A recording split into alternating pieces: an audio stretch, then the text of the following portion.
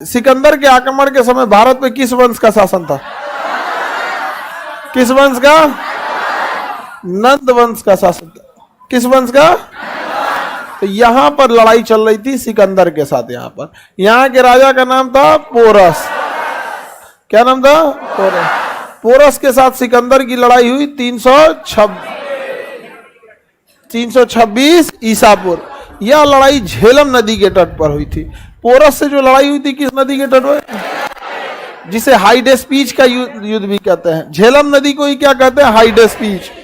उन लोगों की भाषा में, ग्रीक वालों की भाषा में क्या कहा जाता है? हाइडेस्पीच। तो इस युद्ध में कौन जीत गया? सिकंदर जीत गया। यहाँ पर कौन हार गए? तो पूछा गया कैसा व्यवहार किया जाए, तो कहा राजा की तरह। तो इसने पोरस को क्या कर दिया? माफ किया और अपने से क्या कर लिया? मिला लिया आपने उसमें। उसकी सिकंदर की पत्नी का नाम रेक्सोना ने किसके कलाई पे राखी बांध दिया?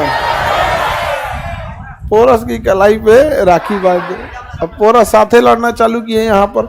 अब इसके आगे जो नदी थी उसका नाम क्या था? ब्यास नदी। अब ध्यान से समझिए, हिंदी में ना उसका नाम था ब्यास नदी। वो ग्रीक वाले इसे ब्यास नहीं बोलते थे, इसे ब्यास नदी को तो विपाशा हम लोग बोलते थे। नदी वैदिक काल में ब्यास का नाम क्या था? विपाशा था।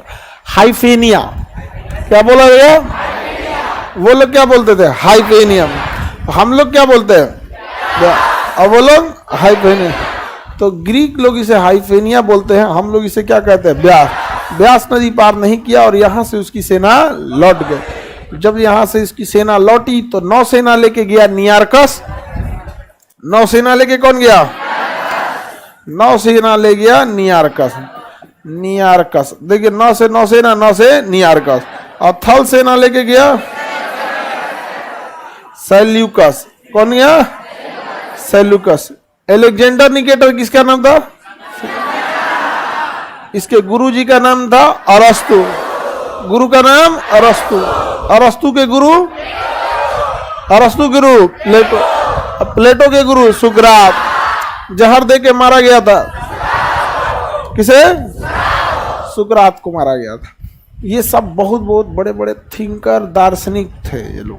अपना अपना इन्होंने क्या दिया? लंबा लंबा सिद्धांत दिया था। यहाँ इन लोगों ने, सुकरात के शिष्य का नाम था प्लेटो। प्लेटो के शिष्य का नाम था अरस्तु। अरस्तु के शिष्य का नाम सिकंदर। तो सोचिए उस समय की शिक्षा व्यवस्था कितनी बड़ी होती थी यहाँ पर। अभी हमारे यहाँ जो लोकतंत्र है ना, हम लोग जो है सेलेक्टिव डेमोक्रेसी हैं। लोकतंत्र आप देखिएगा कि हम लोगों ने भारत में देखिएगा, हर इंसान को कोई एक पार्टी बहुत अच्छी लगती है, जिस पार्टी को वो वोट डाल के आता है। अब वो पार्टी देश को बेचे, देश को अच्छा करे, इससे उसको मतलब नहीं है। वो सेलेक्टिव है, हमारी पार्टी है। समझा गया कि नहीं आ गया? और उसके बाद गरियाएगा सब कि हमारी व्यवस्था ठीक नहीं है। अरे भैया, वोट दे के चुने हो, बाबूजी थोड़े हैं कि गलती करेंगे तो नहीं बोलिएगा आप। नहीं समझे? तो हम लोग किस में गए हैं? लोग सेलेक्टिव में। आप देखिए गौर करके, हर इंसान को अपना एक पार्टी है। अपने गांव में अपने पिताजी को ही देख लीजिए, घर में फिक्स आपको पता होगा कि किस पार्टी को वोट जाता है। बाकी दिन दुनिया से मतलब नहीं हो क्या काम करता है क्या नहीं। तो उन लोगों ने इस चीज को बताया था। तो ये लोग बहुत महान शिक्षक थे लोग उस समय के। सुकरात हो गए, प्लेटो हो गए, अरस्तु हो गए। यहाँ पे आगे बढ़े। भारत पर आक्रमण सिकंदर ने किया। सिकंदर कहाँ का था? मैसिडोनिया यानी ग्रीक का था। मैसिडोनिया यानी उस समय उस एरिया का नाम ग्रीक। जैसे भारत देख रहे हैं ना, भारत तो भाई पहले अफगानिस्तान भी भारत में ही था, पाकिस्तान भी भारत में था, बांग्लादेश भी भारत में था, म्यांमार भी भारत। तो उसी तरह ग्रीक एक बहुत बड़ा साम्राज्य था। उसमें से टूटते गए। मैसिडोनिया अलग हो गया, अल्बानिया अलग हो गया, ये सब बहुत अलग हो गए सब। लेकिन उस समय उसका नाम क्या था? ग्रीक। हालांकि भारत पर पहली बार अगर किसी विदेशी ने आक्रमण किया तो ईरान से हुआ था। कहां से हुआ? ईरान। ईरान के शासक डेरियस ने आक्रमण किया।